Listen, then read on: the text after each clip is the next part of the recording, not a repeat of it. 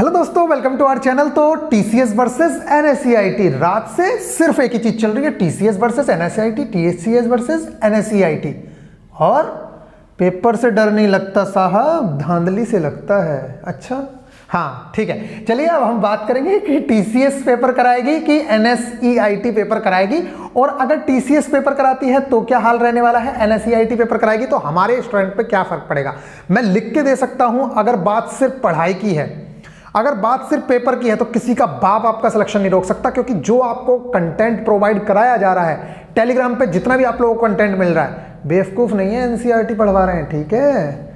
और बेवकूफ़ नहीं है जो आप लोगों को फैक्चुअल चीज़ें दी जाती हैं। आपको हर तरीके से, यार ये दोनों कंपनी छोड़ो, दुनिया की कोई भी कंपनी आके अगर पेपर करा ली ना तो आपका सिलेक्शन कोई रोक नहीं सकता है। ऐसा कंटेंट आपके पास जा रहा है। ये तो है सिर्फ पढ़ाई की बात, लेकिन पढ़ाई और जब धांधली वाली बात आती है तो उसमें तो सोचना पड़ता है कि हाँ भाई क्या चीज़ें हैं। पहले तो मैं आप लोगों को इस चीज़ से बिल्कुल बता देता हूँ, अपनी पढ़ाई को इन सब चीज़ों के चक्कर में कि कौन सी पेपर कंपनी करा रही है क्या, अपनी पढ़ाई को कभी रोकना मत। जैसे आपकी पढ़ाई चल रही है उसे कंटिन्यू रखो, और उससे अच्छे से, मैं एक ही बात बोलता हूँ आपसे कि डेली कल से बेहतर करने की कोशिश करनी है। जो आपने कल किया उससे बेहतर करने की कोशिश करनी है, तब आपका कुछ हो सकता है। चलिए अब बात करते हैं टीसीएस वर्सेस एनएसईआईटी। एक आरटीआई के रिप्लाई में आंसर आया है कि भाई इस बार ग्रुप डी का जो एग्जाम है वो एनएसईआईटी कराने वाली है। अब इसका जरा पुराना इतिहास देख लेते हैं थोड़ा सा कि ये कंपनी कैसी है, क्या कराती है।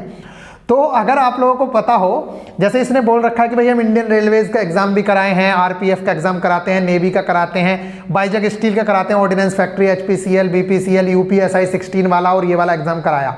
तो बच्चे बड़े ज़्यादा डरे हुए हैं कि यार यूपीएसआई 2016 का पेपर कराया था, उसमें भी धांधली हो गई।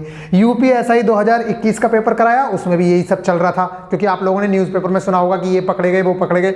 इसी तरीके से लड़के बोल रहे हैं कि एमपी, महाराष्ट्र, कर्नाटका, एमपी में तो कोई व्यापम का एग्जाम होता है, उसमें भी ये कंपनी को क्या कर रखा है, इस कंपनी को बाहर कर दिया गया है। इस कंपनी का मतलब इस तरीके का थोड़ा सा इतिहास है जो बोलते हैं। मैं इस चीज़ की, किसी भी चीज़ की ऑथेंटिसिटी नहीं दे रहा हूं, मैं ये नहीं कह रहा हूं कि हाँ भाई धांधली करवाती है क्या कराती है, लेकिन अगर इस तरह की निगेटिविटी फैली हुई है तो आपको दो चीज़ें सोचनी है। देखो, सबसे पहले तो आपको ये सोचना है कि आपके बस में क्या है। आपके बस में सिर्फ एक चीज़ है, पढ़ना। उसके अलावा अगर आपके साथ ही कुछ लोग कहते हैं कि भाई रेलवे से की कंपनी चेंज कराने, तो उस चीज़ को भले ही सपोर्ट कर सकते हो, इसके अलावा आपके बस में तो कुछ है नहीं। दूसरी चीज मैं आप लोगों से कह रहा हूं कि अपनी पढ़ाई को आपको हमेशा प्रायोरिटी में रखना है। इसका बाप क्या, दुनिया की कोई भी कंपनी पेपर कराने आ जाए ना, दुनिया की कोई भी कंपनी आपका सिलेक्शन नहीं रोक सकती अगर आपने वो सारा कंटेंट पढ़ा है तो। ऐसे ही एनसीईआरटी और वो जो फैक्चुअल कंटेंट देते हैं वो ऐसी बेवकूफ़ों की तरह नहीं देते हैं, आपके पास बेस्ट कंटेंट जा रहा है। अब बात करते हैं क्या सिलेबस और पैटर्न चेंज होगा। किसी की हिम्मत नहीं है। कंपनी का मतलब मैं बता देता हूं क्या होता है, सीधा सा मतलब है, सिलेबस विलेबस सब कुछ नोटिफिकेशन में दिया गया है, वही सिलेबस रहने वाला है, वही पैटर्न रहने वाला है। अगर 20-25 नंबर का मैथ आ रहा था तो 25 नंबर का मैथ आएगा, 25 की साइंस आ रही है 25 की साइंस आएगी, और 10th स्टैंडर्ड की ही आएगी। इस कंपनी के अगर पेपर की बात करें कि इसका पेपर कैसा आता है, इसका पेपर अगर टीसीएस के मुकाबले बात करूं तो और हल्का ही आएगा, उससे हार्ड पेपर नहीं आएगा। चक्कर में मत पड़ना कि बहुत हार्ड पेपर आ जाएगा। बाइजक स्टील का पेपर की मैं बात करता हूं, मैंने खुद ने पेपर दिया है। बाइजक स्टील का पेपर कराती है ये कंपनी। पेपर तो खैर ऐसे ही होता है, कुछ नहीं होता उसमें, खेल लगेगा आपको, खेल, पेपर का पता भी नहीं चलेगा। इसलिए मैं कह रहा हूं कि इस टाइम पे मजा जो आने वाला है, जो हमारे साथ पढ़ रहे हैं ना, जितनी चीजों को मैं बताता हूं, जो हम लोग अच्छी अच्छी चीजें और सिर्फ to the point quality content पढ़ रहे हैं, वही चीजें सारी फंसने वाली हैं। फालतू की चीजें कुछ पढ़ने की इसके लिए जरूरत भी नहीं है, क्योंकि इस कंपनी का जो पहले का इतिहास है वो यही है। आपको बेसिक कॉन्सेप्ट्स क्लियर हैं तो आप बड़े आराम से क्वेश्चंस कर सकते हैं। बच्चे कहते हैं आरपीएफ में क्या हुआ, भाई आरपीएफ 12th लेवल का एग्जाम था, ग्रेजुएशन लेवल का एग्जाम था, एसआई ग्रेजुएशन था, कांस्टेबल 12th लेवल का एग्जाम था। ये रेलवे की सबसे लोएस्ट पोस्ट है, मतलब ग्रुप डी की जो पोस्ट है सबसे नीची पोस्ट है। 10th लेवल का एग्जाम होने वाला है। ये रेलवे रिक्रूटमेंट बोर्ड की ओर से उन्हें सजेशन गया हुआ है कि भैया हमारा जो पेपर है, और कंपनी इतनी बेवकूफ नहीं है, कंपनी को पता है कि कैसा पेपर बनाना है। आप ये मान के चलिए, जो बच्चे कह रहे हैं ना टीसीएस से मैक्सिमम क्वेश्चन ना ये वहीं से उठाएंगे, इसके अलावा कुछ नहीं करने वाले। तो आपको लग रहा है कि नए क्वेश्चंस बनाएंगे, अरे भैया रेलवे ने पिछली बार, टीसीएस ने ग्रुप डी के कितने सारे क्वेश्चंस, करीब करीब 200 शिफ्टों में, मैं मानता हूं कि 200 शिफ्टों में उसने पेपर कराया। 200 शिफ्टों का मतलब पता है, 200 × 100 कितने, 200 मल्टीप्लाई बाय 100 कितना हो गया? 20,000 क्वेश्चंस। अगर 20,000 में से 5,000 क्वेश्चंस रिवाइज भी हुए तो उसने 15,000 क्वेश्चंस पहले से बना रखे थे। ये कोई एक दो शिफ्टों में एग्जाम नहीं हुआ कि नए क्वेश्चंस आ जाएंगे। जो क्वेश्चंस वो थे सारे के सारे क्वेश्चंस आपको मिलेंगे, क्योंकि टीसीएस ने जितने पॉसिबल थे क्वेश्चंस वो टीसीएस पहले से बना चुकी है। उसके अलावा आपके सामने क्वेश्चंस देखने को ही नहीं मिलेगा। और जो आप प्रैक्टिस कर रहे हो ना, जो आपको एनसीईआरटी के क्वेश्चंस प्रोवाइड करवाता हूं मैं, आपको जो प्रीवियस ईयर प्रोवाइड कराता हूं, आप देख लेना, उससे बाहर एक भी क्वेश्चन नहीं मिलेगा। कहने का मतलब यह है कि इससे बस हाँ ऑप्शंस में थोड़ा सा रहता है कि भाई जैसे मैंने आप लोगों को मैं कम्युनिटी में दिखाता हूं कि ऑप्शन में क्या है, पहले आपने बॉल आंसर डाल दिया, फिर नीचे बी और सी दे दिया, आप पहला ऑप्शन टिक करके आ रहे हो, देख रहे हो। इन चीजों में चेंजेस देखने को मिल सकते हैं। दूसरी चीज, कैलकुलेशन में थोड़े से डिफरेंसेस मिल सकते हैं, जैसे कि इस बार यूपीएसआई में देखने को मिला कि क्वेश्चन वही है टाइम एंड वर्क का कि ए इतने दिन में करता है, बी इतने दिन में करता है, लेकिन वो ए 20 दिन में, बी 30 दिन वाला क्वेश्चन नहीं था, वो पॉइंट्स में दे रखा है। मतलब कैलकुलेटिव क्वेश्चंस हो सकते हैं। तो वो बच्चे वही करेंगे जिन लोगों के कॉन्सेप्ट्स क्लियर हैं, और कॉन्सेप्ट्स के लिए मैं आप लोगों को आरएस अग्रवाल करवा रहा हूं। तो प्लीज बिल्कुल भी घबराने की जरूरत नहीं है, पैटर्न वही रहने वाला है। सारी की सारी चीजें, ना सिलेबस चेंज होगा, ना पैटर्न चेंज होगा, कुछ भी चेंज नहीं होगा। सारे के सारे क्वेश्चंस वहीं से मिलेंगे। आप लोग अगर प्रैक्टिस कर रहे हो टेक्स्ट बुक पे या किसी टेस्ट सीरीज पे, तो आपको पता होगा कि किस तरह के क्वेश्चंस आपके सामने मिलेंगे। सेम वही क्वेश्चन मिलेंगे, पेपर का लेवल और ज्यादा हल्का ही रहेगा। हाँ भाई, कई बार ऐसा होता है कि आपको पता है कि भाई थोड़ा थोड़ा डिफिकल्ट होता जाता है पेपर, कहते हैं, लेकिन कितना भी डिफिकल्ट हो जाए आपके लेवल से अप नहीं होगा। और 10th की अगर फिजिक्स और केमिस्ट्री की बात करें तो चुनिंदा क्वेश्चंस हैं, उससे कहां से ज्यादा एक्स्ट्रा क्वेश्चंस बन जाएंगे।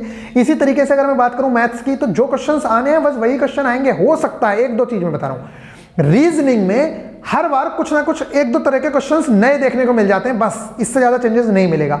देखो मैथ्स में उनका कोई भी ये नहीं है कि वो विदेश से क्वेश्चंस ले आएंगे। जितना पॉसिबल था सब क्वेश्चंस आ चुके हैं, आप उनसे रूबरू हो अगर आप हर हफ्ते टेस्ट लगाते हो हमारे साथ। तरह से हम लोग पढ़ते हैं, 4 दिन पढ़ते हैं, 2 दिन रिवीजन करते हैं, और उस दिन संडे की इवनिंग में टेस्ट देते हैं, क्योंकि मंगलवार से शुक्रवार तक हम पढ़ते हैं, और संडे की इवनिंग में 2 टेस्ट देते हैं, और सैटरडे की इवनिंग में 1 टेस्ट देते हैं, और इन तीनों टेस्टों का एनालिसिस हम लोग मंडे को करते हैं। जो बच्चा इस तरह से पढ़ के जाएगा, आप ये मान के चलिए कि इसके पिताजी भी पेपर बना लेना, तब भी नहीं होगा कुछ भी। मतलब आपका सिलेक्शन श्योर है, कोई रोकने वाला नहीं है। लेकिन घर से आपको अपना स्कोर 70 से 80 के बीच में करके लेके चलना है। अब तो आपको और ज्यादा सतर्क रहने की जरूरत है। अगर किसी चीज पे धांधली के आरोप हैं, या अगर मानते हो, मैं ऐसा नहीं कह रहा हूं कि हैं, लेकिन अगर हैं, आपको लगता है, तो आपको और ज्यादा मेहनत करने की जरूरत है। आप ये सोच के चलिए कि अब 80,000 ही सीटें हैं फिर, ठीक है। अगर आपको लग रहा है कि इस तरह की प्रॉब्लम्स होंगी, तो आपको और ज्यादा पढ़ने की जरूरत है, क्योंकि वो चीज आपके बस में नहीं है। जो आपके बस में है वो है सिर्फ पढ़ाई। तो आप 80,000 सीटें मान के अपनी तैयारी शुरू करिए। एक निगेटिव फैक्टर है कि भाई हम पढ़ाई छोड़ दें। पढ़ाई छोड़, बेवकूफ हो क्या? आपको लगता है कि सारी सीटों पर दिक्कतें हो जाएंगी? जो बच्चा पढ़ाई करता है उसका सिलेक्शन हमेशा होता है, ऐसा नहीं है कि सिलेक्शन ना हो। हाँ भाई, कुछ प्रॉब्लम्स होती हैं कि जब अगर धांधली हो जाती है तो भाई दिक्कतें आती हैं। तो अगर इसने, जैसे मैंने आपको बताया, बाइजक स्टील का पेपर होता है 10th प्लस ITI लेवल का। कितना? 10th प्लस ITI लेवल का। इसका पेपर आप लोग उठा के देख लेना, इतना ज्यादा सिंपल पेपर आता है कि आप ऐसे ही उड़ा दोगे। 1 लाइनर टाइप के क्वेश्चंस मिलेंगे देखने को, कोई बहुत बड़े क्वेश्चंस नहीं मिलेंगे।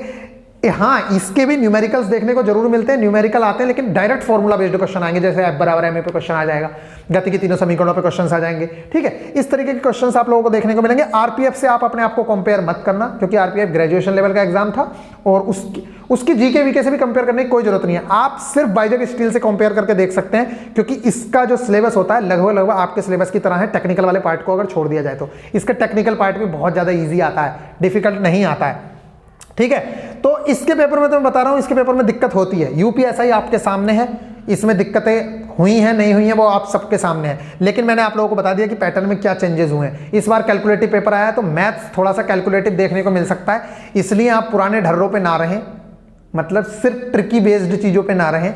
आपको उसका कॉन्सेप्ट पता होना चाहिए, जिससे कि आप क्वेश्चन सोल्व कर पाएं, अगर वो थोड़ा बहुत इधर उधर भी करेगा तो। बस मेरा मानना यही है, घबराने की जरूरत नहीं है। टीसीएस वीसीएस कोई रोकने वाला नहीं है, पेपर में एक भी सवाल नया नहीं आएगा। बस मैंने बता दिया आप लोगों को। फिजिक्स, केमिस्ट्री, बायो, इतने क्वेश्चंस टीसीएस ने बना दिए हैं, ये सारा वहीं से कॉपी पेस्ट करने वाले हैं, देख लेना तुम। सारे क्वेश्चंस वहीं से कॉपी पेस्ट करेंगे, इन्हें मेहनत करने की जरूरत नहीं है। ये 232 सेट में पेपर हुआ था, वो 232 सेट उठाएंगे और वहीं से सारे क्वेश्चंस देखने को मिलेंगे। इसलिए प्रीवियस ईयर की प्रैक्टिस जरूर से जरूर कर लेना, क्योंकि कोई भी कंपनी इतना टाइम नहीं है उसके पास कि इतना ज्यादा दिमाग लगाए वो सब वहीं से क्वेश्चंस उठाएंगे। इनके पास इतना टाइम भी नहीं है, कुछ नहीं है। ये सारे के सारे क्वेश्चंस टीसीएस के उठाएंगे, अगर इसने खुद भी पेपर कराया तो देख लेना आप लोग। और बस बाकी अगर अभी प्रैक्टिस नहीं कर रहे हो तो टेस्ट सीरीज जरूर लगा लो। प्रीवियस ईयर लगाना कंपलसरी हो गया है, अब तो और ज्यादा कंपलसरी हो गया है, क्योंकि प्रीवियस ईयर बेस्ड ही सारी चीजें देखने को मिलेंगी। बस हाँ, इसका जो न्यूमेरिकल बेस्ड है वो थोड़ा सा लोअर लेवल का है, ज्यादा हाई नहीं है। लेकिन आप लोग अगर टीसीएस की तैयारी करके जा रहे हो ना, टीसीएस लेवल की तैयारी करके जा रहे हो, ठीक है, और अगर आपने टेलीग्राम का कंटेंट पढ़ लिया है तो किसी का बाप सिलेक्शन रोक के दिखा दे आपका। ये इसके पेपर ज्यादा डिफिकल्ट पेपर नहीं आता है यार, इसका पेपर देख लेना आप लोग। किसी ने अगर बाइजक स्टील का पेपर दिया हो तो नीचे कमेंट करके बताना कि कैसा पेपर आता है। लेकिन हाँ, बाइजक स्टील में एक दिक्कत बहुत होती है, हर बार बच्चे पेपर देके आके बोलते हैं कि कुछ ना कुछ हुआ है, कुछ ना कुछ हुआ है, ठीक है, क्योंकि इसकी कट ऑफ तगड़ी जाती है, फिर इसकी भी कट ऑफ ऐसी जाती है। लेकिन मैं एक बार फिर भी बता रहा हूं, जो बच्चे पढ़ने वाले हैं उनके सिलेक्शन होते हैं इसमें, ठीक है। इसका तो थोड़ा सा वहां आंध्र प्रदेश का कहाँ है, बाइजक स्टील आंध्र प्रदेश में शायद, हाँ, तो वहां पे जहां भी है यार, आंध्र प्रदेश है जो भी है, ठीक है, इसका वहां का कुछ कोटे वोटे का रहता है जहां से जमीनें ली गई थी लोगों की, तो इसका थोड़ा सा कट ऑफ में उस वजह से भी प्रॉब्लम हो सकती है। हमें लगता है कि कुछ धांधली हुई है, जबकि वहां के लोगों को प्रायोरिटी में रखा जाता है जहां ये कंपनी का प्लांट लगा हुआ है, ठीक है। बाकी चलो, ऑर्डिनेंस फैक्ट्री ने तो बहुत दिनों से एग्जाम ही नहीं कराया है, ठीक है। आरपीएफ का आप लोगों ने देख ही लिया है, इंडियन रेलवे का इन्होंने पता नहीं कौन सा और एग्जाम कराया। कुछ लोग कह रहे हैं आरआरबी जेई का एग्जाम कराया था, तो आरआरबी जेई का पहली बात तो एग्जाम इसने कराया नहीं है, कोई सातवत नाम की कंपनी थी शायद, उसने कराया है। लेकिन अगर इसने कराया भी है तो जेई का पेपर मैं आप लोगों से कह रहा हूं, ग्रुप डी से भी हल्का पेपर आ रखा था, बहुत ज्यादा हल्का पेपर आ रखा था। मतलब टीसीएस की जिसने तैयारी की है, हमने सिर्फ और सिर्फ जिस चीज के एग्जाम की तैयारी की, हमने जब वो पेपर दिया तो हमें तो खेल लगा, पेपर कुछ भी नहीं था, ऐसे ही 87 मार्क्स आ गए उसमें, मतलब इतना ज्यादा इजी पेपर आया हुआ था, ठीक है। चलिए फिर मिलेंगे नेक्स्ट वीडियो में। बिल्कुल घबराने की जरूरत नहीं है, कोई सिलेक्शन रोकने वाला आपका नहीं है, मैंने आप लोगों से कह दिया। आप बस दिल लगा के पढ़ाई करिए। अगर आपके दोस्त या कुछ लोग कहते हैं कि भाई इसे चेंज कराने के लिए ट्विटर कैंपेनिंग करना, कुछ करना, तो आप लोग उन्हें हेल्प कर सकते हो बस। इसके अलावा आपके पास एक ही चांस है, पढ़ाई पढ़ाई पढ़ाई, कोई सिलेक्शन नहीं रोकेगा। आप 80,000 सीटें मान के काम कर लीजिए बस। अगर आपको लग रहा है इतना कि यार आपकी दिक्कत है, हो सकती है, तो बस 80,000 सीटें मान के आप लोग अपनी तैयारी शुरू कर दीजिए। ये मोटिवेशन वाली बात है। डिमोटिवेट करने वाली बात यह है कि भैया छोड़ दो पढ़ाई, फिर छोड़ के करोगे क्या? किसके लिए छोड़ोगे तुम पढ़ाई? नकल हो रही है चाहे कुछ हो रही है, आपके पास एक ही चांस है, पेपर देना, ठीक है। लेकिन कुछ लोग कह रहे हैं कि भर्ती फंस ना जाए। हाँ, इस चीज से मैं भी डर रहा हूं कि अगर किसी तरह की कोई प्रॉब्लम हुई और बच्चों ने फिर केस वेस किए तो भर्ती फंसनी नहीं चाहिए। अगर भर्ती फंस गई तो फिर तो बहुत ज़्यादा दिक्कतें हो जाती हैं। तो प्लीज़ आप लोग सिर्फ अभी पढ़ाई जारी रखिए और थोड़ा बहुत अपना जो भी कर सकते हो करके देख लेना कि भाई हाँ, मतलब एग्जाम में कोई प्रॉब्लम नहीं होनी चाहिए। अगर प्रॉब्लम हुई तो फिर दिक्कतों का सामना करना ही पड़ेगा। और रेलवे का एग्जाम इतना बड़ा होता है कि पूरा एग्जाम कैंसिल नहीं हो सकता है, मैं ये बता रहा हूँ आप लोगों को। 2-2, 3-3 महीने तक एग्जाम चलता है, तो इसका एग्जाम दोबारा से नहीं हो सकता है। एक ही बार एग्जाम होता है। रेलवे वाले तो बस ये करते हैं कि अगर इस शिफ्ट में प्रॉब्लम हुई है तो उस शिफ्ट का एग्जाम दोबारा हो जाएगा, बस। ऐसा नहीं है कि तुम्हारा पूरा एग्जाम दोबारा हो जाएगा। चलिए, बस इतनी बातें बतानी थी। मिलेंगे। ये यूपी पुलिस नहीं है कि 3 दिन में एग्जाम हुआ तो दोबारा 3 दिन में एग्जाम करा लो। यहाँ पे महीनों तक एग्जाम चलेगा और अगर एग्जाम कैंसिल करना पड़ा तो बहुत ज्यादा दिक्कतों का सामना करना पड़ेगा। ये बात रेलवे ने भी कंपनी को समझा रखी होगी और कंपनी इस तरह की कोई भी चीज नहीं करेगी, क्योंकि रेलवे का एग्जाम बहुत बड़ा एग्जाम है। और आरपीएफ, एसआई वगैरह में भी इतनी ज्यादा प्रॉब्लम्स देखने को नहीं मिली थी। लेकिन कट ऑफ का आपको पता है, जब पेपर इतना ईजी आ रखा है, कई जगह पे पेपर इजी आ रखा था और कई जगह पे डिफिकल्ट भी आया था, ठीक है। चलिए फिर मिलेंगे नेक्स्ट वीडियो में, तब तक के लिए बाय। बस मेरा कहना यही है कि घबराने की जरूरत बिल्कुल भी नहीं।